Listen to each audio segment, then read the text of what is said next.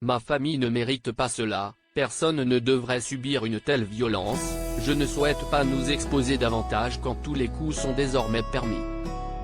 Ce vendredi matin, le candidat LREM Benjamin Griveaux a annoncé le retrait de sa candidature à la mairie de Paris, après la diffusion d'une vidéo à caractère sexuel qu'il aurait envoyée à une jeune femme avec laquelle il échangeait.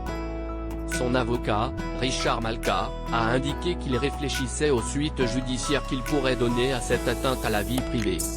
La vidéo a été mise en ligne par l'artiste russe Piotr Pawlenski, rencontré par Libération en 2016, qui affirme avoir voulu dénoncer l'hypocrisie de l'ancien porte-parole du gouvernement dont le discours s'appuie en permanence sur les valeurs familiales.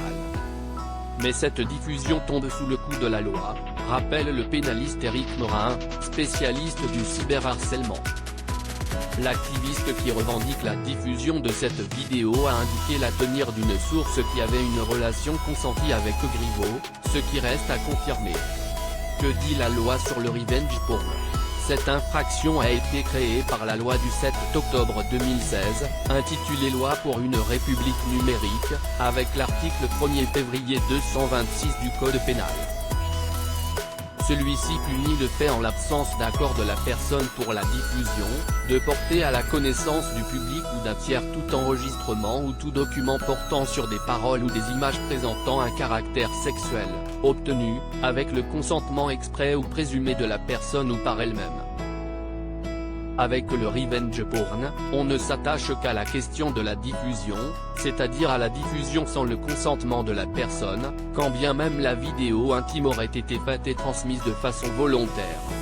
Sur l'échelle des peines, c'est un délit puni de façon plutôt élevée puisque l'article prévoit 2 ans d'emprisonnement et 60 000 € d'amende. C'était une demande très forte des associations de violence faites aux femmes, car dans 90% des cas de revenge porn, les victimes sont des femmes. Aujourd'hui, il y a tout ce qu'il faut dans la loi pour agir.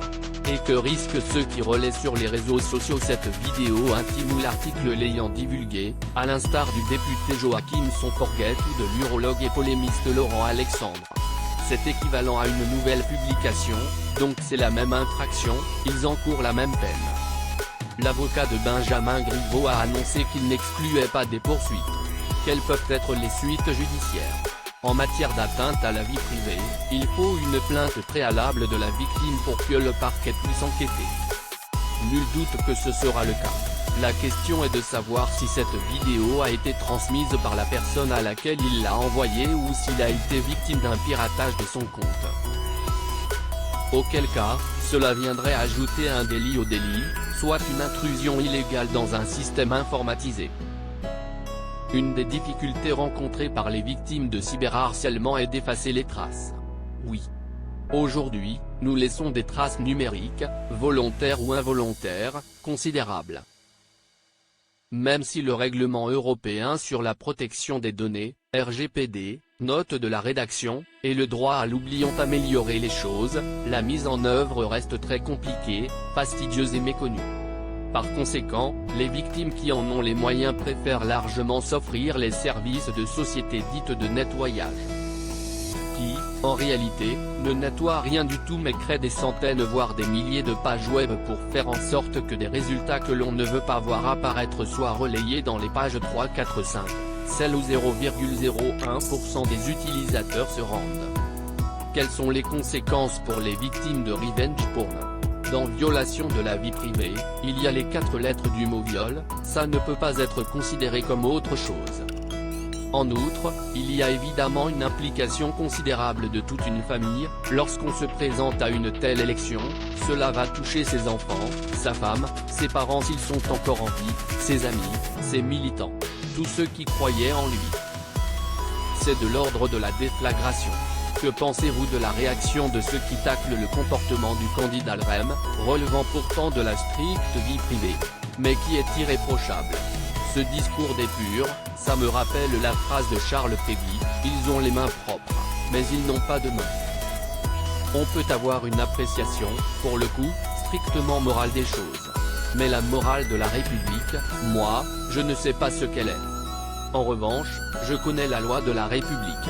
C'est du même acabit que de dire à une victime de viol qu'elle n'avait pas à se promener à 2 heures du matin toute seule.